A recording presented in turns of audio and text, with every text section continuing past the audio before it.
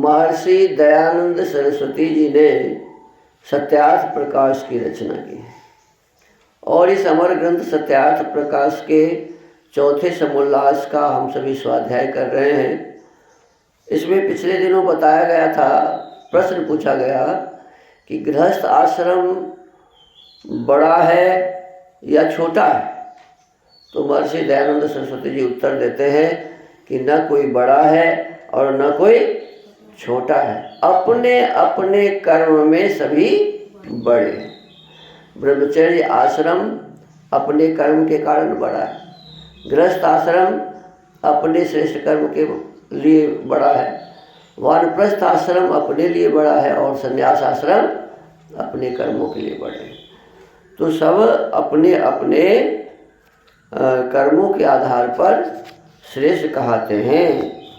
अब कहते हैं परंतु अपने आप में तो सभी बड़े हैं, लेकिन एक श्लोक बताते हैं, यथा नदी नदाः सर्वे सागरे यान्ति संस्थितिं तथैवाश्रममिणः सर्वे गृहस्थे यान्ति संस्थितिं। कहते हैं कि जैसे नदी और बड़े बड़े नद तब तक भ्रमते ही रहते हैं जब तक समुद्र को प्राप्त नहीं होते। ये छोटे छोटे नाली बड़ी बड़ी नदियाँ कब तक चलती रहती है? जब तक समुद्र नहीं मिल जाता। कहते वैसे ही गृहस्थ ही एक आश्रम से, गृहस्थ ही के आश्रय से सब आश्रम स्थिर रहते हैं। गृहस्थ समझो समुद्र जैसा है। गृहस्थ क्या है जी?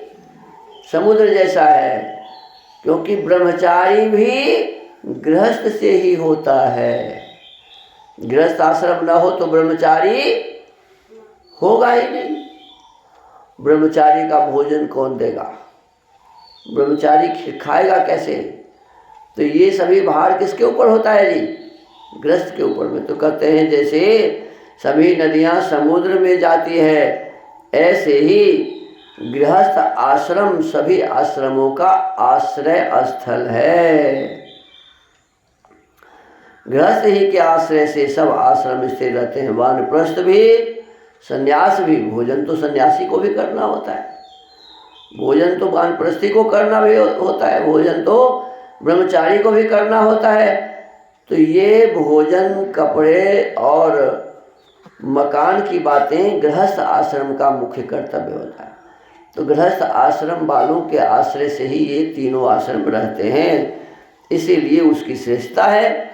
फिर आगे कहते हैं, यथा वायुं समाश्रित्य वर्तन्ते सर्वजन्तवः तथा गृहस्थमाश्रित्य वर्तन्ते सर्व आश्रमाः। अब देखो कहते हैं कि जिससे ब्रह्मचारी, वानप्रस्थ और सन्यासी तीन आश्रमों को दान और अन्नादि देके प्रतिदिन गृहस्थ ही धारण करता है, इससे गृहस्थ ज्येष्ठाश्रम है।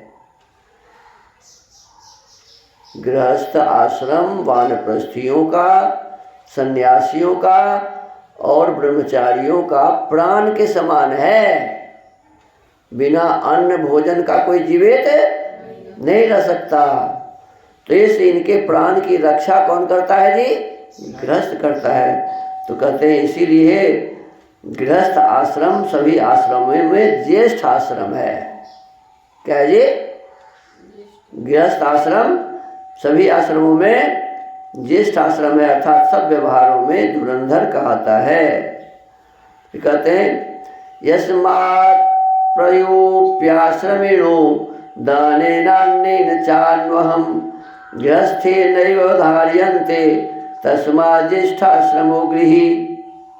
अब कहते हैं कि इसलिए जो अक्षय मोक्ष और संसार के सुख की इच्छा करता हो वह प्रयत्न से गृहाश्रम का धारण करे। अब देखिए क्या लिखा, जो मोक्ष और संसार के सुख की इच्छा करता हो वह प्रयत्न से गृहाश्रम का धारण करे। उन्हें मोक्ष भी चाहिए तो गृहस्थाश्रम में जाओ, और संसार के सुखों का भोग करना हो तभी गृहस्थाश्रम में जाओ, ऐसा कहते हैं। स्वसन्ध्यार्यः प्रयत्नेन स्वर्गमक्षयमिच्छता सुखं चेहेच्छता नित्यं योधार्यो दुर्बलेन्द्रियैः। अब देखो क्या कहा कि इसलिए जो अक्षय मोक्ष और संसार के सुख की इच्छा करता हो वह प्रयत्न से गृहस्थाश्रम का धारण करे। जो गृहस्थाश्रम दुर्बल इंद्रिय अर्थात भीरू और निर्बल पुरुषों से धारण करने के अयोग्य है। माने कमजोर आदमी को और अयोग्य आदमी को गृहस्थ आश्रम में नहीं जाना चाहिए, उसको अच्छे प्रकार धारण करे।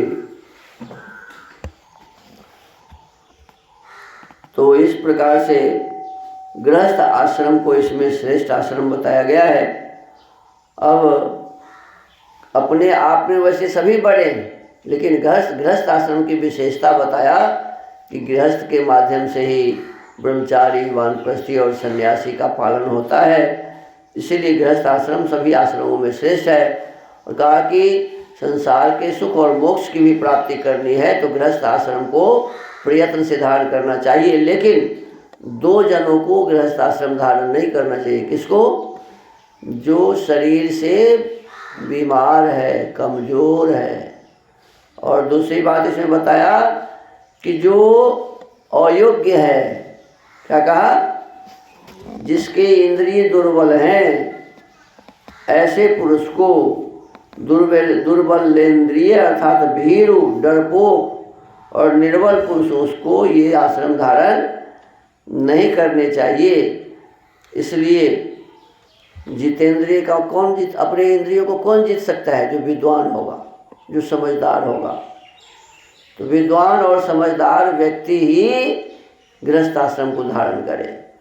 और जो शरीर से कमजोर हो, डरपोक हो, ऐसे व्यक्ति को गृहस्थ आश्रम धारण नहीं करना चाहिए। तो कहते हैं कि इसलिए जितना कुछ व्यवहार संसार में है उसका आधार गृहस्थाश्रम है। धर्म, अर्थ, काम और मोक्ष, ये सभी प्रकार के जो व्यवहार हैं उसका आधार किसको बताया जी? गृहस्थ आश्रम को। जो यह गृहस्थाश्रम न होता तो संतानोत्पत्ति के न होने से ब्रह्मचारी कहाँ से आता, वानप्रस्थी कहाँ से आता और सन्यासी भी कहाँ से आता? तो कहते वानप्रस्थ, ब्रह्मचर्य, वानप्रस्थ और सन्यास आश्रम कहाँ से हो सकते?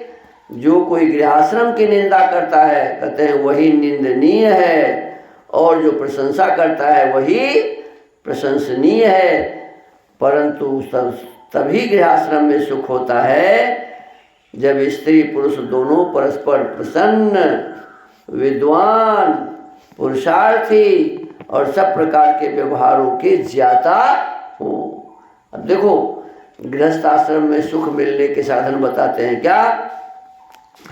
कि गृहस्थ आश्रम में स्त्री पुरुष कभी लड़ाई झगड़ा न करे, तभी सुख मिलेगा। एक दूसरों से प्रसन्न रहे, फिर विद्वान भी हो, स्त्री भी विदुषी हो और पुरुष भी विद्वान हो, पुरुषार्थी हो अर्थात मेहनत करने वाले हो दोनों। एक नहीं कि एक बैठ के खाता रहे और दूसरा खूब कमाया, दोनों आलस में पड़ा रहे, इससे सुख होने वाला नहीं है। तो गृहस्थ आश्रम में जो पुरुषार्थी होते हैं उसे ही सुख मिलता है। पुरुषार्थी और सब प्रकार के व्यवहारों के ज्ञाता, किसके साथ कैसा व्यवहार करें ये जानकारी जिसे है वही सुखी रह सकता है।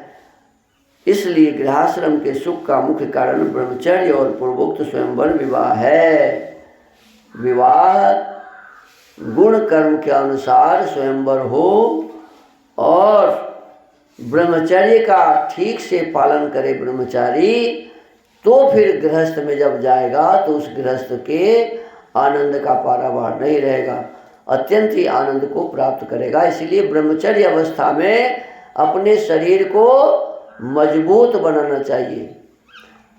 ब्रह्मचर्य अवस्था में अपने वीर्य की पूरी रक्षा करनी चाहिए। खूब व्यायाम, खूब प्राणायाम, खूब दौड़ लगाओ। जितना आसन व्यायाम प्राणायाम करोगे और भोजन भी समय से करो, सो भी समय से, तभी ब्रह्मचर्य की रक्षा होगी। अन्यथा नहीं, जगो भी समय से। जो समय से बाद में जगता है वो उसकी ब्रह्मचर्य की रक्षा नहीं होती। जिसके सोने उठने का ठीक नहीं है उसके ब्रह्मचर्य की रक्षा नहीं होती है। तो इस विषय पर विशेष ध्यान हमें रखना चाहिए।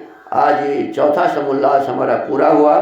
तो यह संक्षेप से समावर्तन, विवाह और गृहाश्रम के विषय में शिक्षा लिख दी। इसके आगे वानप्रस्थ और संन्यास के विषय में लिखा जाएगा। इति श्रीमद्दयानंद सरस्वती स्वामी कृते सत्यार्थ प्रकाशे सुभाषा विभूषिते समावर्तन विवाह गृहाश्रम विषये चतुर्थ समुल्लास संपूर्ण। ये चौथे समुल्लास में समावर्तन माने गुरु जी के घर से पढ़ाई करके गुरुकुल से वापस घर आना, फिर विवाह और फिर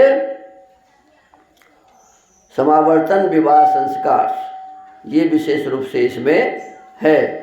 तो समावर्तन विवाह और फिर गृहस्थ में कैसे रहना चाहिए ये इसमें बताया हुआ है। तो आज इस सत्यार्थ प्रकाश के स्वाध्याय के क्रम को यही विराम देते हैं। ओम।